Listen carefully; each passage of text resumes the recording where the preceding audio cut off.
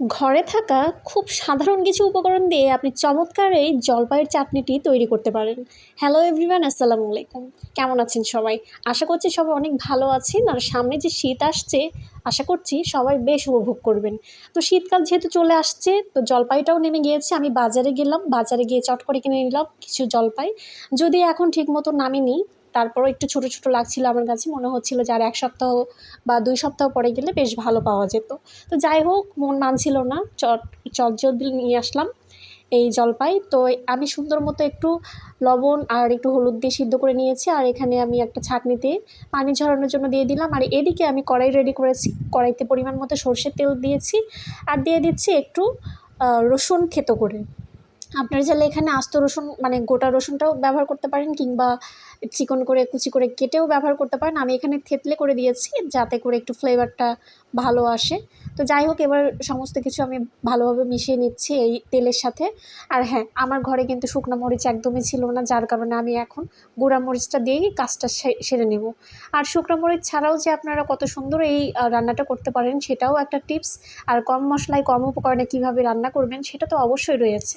তো দেখতে পাচ্ছেন এখানে আমি একটু সামান্য আদা ভাঙা করে নিয়েছি এই জলপাইগুলো। তো এবার একে একে আমি সবগুলো দিয়ে দিচ্ছি কড়াইটিতে। তো আপনি চেষ্টা করবেন এখানে ভিনেগার অ্যাড করতে। আমি যেহেতু ভিনেগার অ্যাড করব না, আমার কাছে যা ছিল মোটামুটি খুব বেশি দিন যাবে না এই চাটনিটা আমার মনে হচ্ছে, কারণ এত বেশি লোভনীয় হয়েছিল যে আপনারা চিন্তাও করতে পারবেন না। তো এবার সব কিছু ভালোভাবে মেশানোর পালা। তো আমি খুন্তি দিয়ে ভালোভাবে মিশিয়ে নিচ্ছি। আর হ্যাঁ, আপনারা চেষ্টা করবেন বেশি বেশি জলপাই খেতে, কারণ প্রচুর পরিমাণে ভিটামিন সি রয়েছে। এটা কিন্তু দাঁতের জন্য ভীষণ উপকারী। এখানে আমি আখের গুড় ব্যবহার করেছি, যদিও খেজুর গুড়টা অ্যাভেলেবল ছিল না। খেজুরের গুড় দিলে মনে হয় আরও একটু ভালো লাগতো। আপনারা চাইলে চিনিও অ্যাড করতে পারেন। আর গুড়টা দিলে কিন্তু কালারটা জোস লাগে। তো আমি গুড়টা এই কারণে ব্যবহার করেছি যাতে কালারটা খুব বেশি সুন্দর হয়। দিয়ে দিয়েছি পরিমাণ মতো লবণ। আপনারা এখানে চাইলে বিট লবণ ব্যবহার করতে পারেন। আর টেস্টিং সল্টটা চেষ্টা করবেন আপনারা অ্যাভয়েড করতে, কারণ এটি শরীরের জন্য খুব ক্ষতিকর। আর এখানে গুঁড়া মরিচটা আমি দিয়ে দিচ্ছি, যেহেতু শুকনা মরিচটা আমার বাসায় ছিল না। তো শুকনো মরিচটা যদিও খাওয়া ঠিক না, যাদের আলসারের সমস্যা রয়েছে কিংবা ঝাল খেতে পারেন না, তারা আমার মতো এই পদ্ধতিটা অবলম্বন করতে পারেন আশা করছি। তো ঘরে সামান্য একটু তেঁতুল বড়ই চাটনি ছিল, মানে ফ্রিজে ছিল, ওটুকু খেতে ইচ্ছে হচ্ছিল না। তো কি আর করে, একটু মিক্স করে নিলাম, আশা করছি টেস্টটা ভালো আসবে। তো যাই হোক, এখানে কিন্তু ঝাল টাল সব কিছু দেওয়া হয়ে গিয়েছে। আর মেইন যে একটা মশলা রয়েছে, এই মশলা বানানো নিয়ে আরেকটা ভিডিও আসছে সামনে। আর খুব একটা সুখকর ছিল না এই মশলা বানানোটা। এটা আপনাদের সাথে আমি পরবর্তীতে শেয়ার করব আমি কী মশলাটা বানিয়েছি। আর এই মশলাটা সিক্রেট, একদমই কম মশলায় কম উপকরণে আমি এই আচারের মশলাটা বানিয়ে থাকি ঘরোয়াভাবে। আর এখানে আমি একটু দিয়ে দিলাম আর অর্ধেক রেখে দিলাম। এটা আমি একদম রান্নার শেষ পর্যায়ে ব্যবহার করব।